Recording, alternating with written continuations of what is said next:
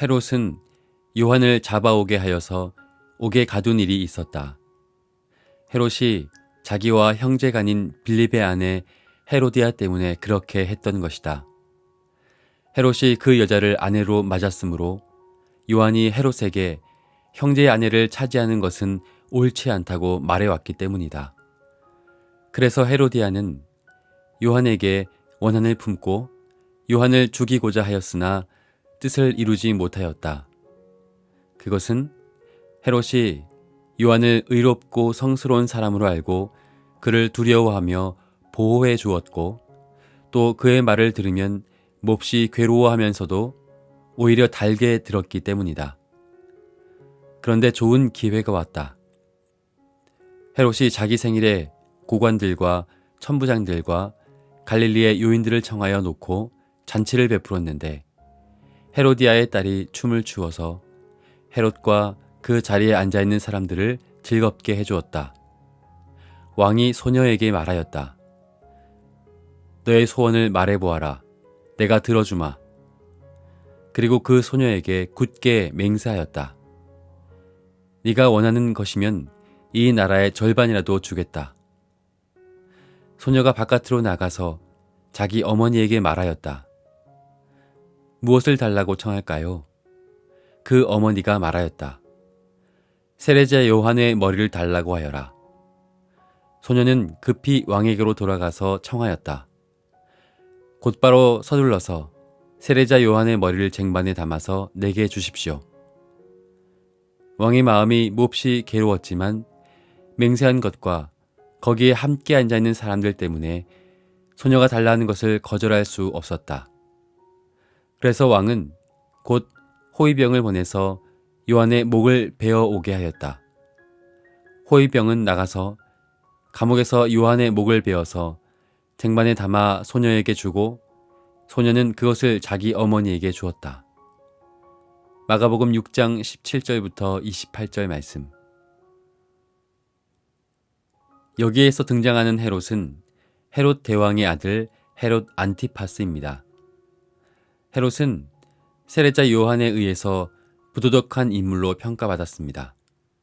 마가복음에 의하면 헤롯은 형제간인 빌립의 아내를 자신의 아내로 맞아들였기 때문입니다.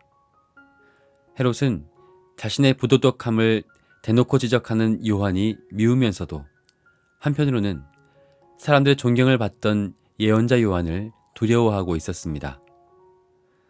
그래서 그를 잡아 감옥에 가두기는 했으나 한편으로는 그를 보호하고 있었다고 마가는 기록합니다.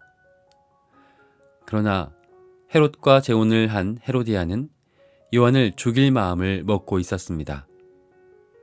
마침 헤롯의 생일을 맞아 성대한 잔치를 벌이던 중 기회가 찾아왔습니다. 헤롯은 헤로디아의 딸이 춤추는 모습을 보면서 예뻐 보였는지 무슨 소원이든 다 들어주겠다고 사람들 앞에서 호언장담을 합니다. 헤로디아는 평소 자신의 부도덕한 재혼을 비판하던 요한의 머리를 달라고 요청하도록 딸에게 지시합니다. 그로 인해 결국 요한은 죽임을 당하게 됩니다. 헤롯은 자기의 말이 무슨 결과를 불러올지 전혀 생각하지 못했을 것입니다. 술집에 가서 기분이 좋다고 카드를 마구 긁어대는 사람처럼 헤롯은 사람들 앞에서 기분을 낸다고 헤로디아의 딸에게 무슨 소원이든 다 들어주겠다고 말했지만 결국 하지 말아야 할 말을 내뱉고 만 것입니다. 그 말로 인해서 기쁨이 가득했던 잔치는 공포와 살기가 가득한 자리가 되었습니다. 헤롯은 자신이 두려워하면서도 보호하고 있던 요한을 죽이지 않을 수 없게 된 것입니다. 헤롯은 헤로디아의 딸이 세례자 요한의 머리를 달라고 말할 줄을 꿈에도 몰랐겠지요. 거기에 모여있던 이들도 예상할 수 없었을 것입니다. 헤롯은 지금 빠져나갈 구멍이 없는 외통수에 걸린 셈입니다. 요한을 죽인다는 것은 양심을 저버리는 일이며 뭐든지 주겠다는 자신의 말을 거두어들인다면 왕의 체면이 구겨지는 일입니다. 그곳에 모인 사람들에게 일구이연의 모습을 보일 수는 없었죠. 결국 그는 최악의 선택을 하게 되었고 역사는 그의 이름을 영원히 박제시켜 놓았습니다. 만약 체면을 좀 구기고서 요한을 죽이지 않았다면 역사는 달라졌겠죠. 우리가 세상을 살아가면서 여러 가지 일로 근심하지만 자기가 쏟아내는 무책임한 말로 인해서 근심하게 되는 경우도 많이 있습니다. 한번 뱉은 말은 주워 담을 수 없다는 속담처럼 뒤늦은 후회로 마음 아파하기도 합니다.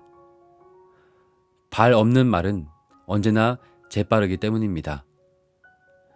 말을 많이 하는 사람들이나 상대적으로 사람들의 이목을 받는 자리에 있는 사람일수록 이런 위험에 노출될 가능성이 많습니다.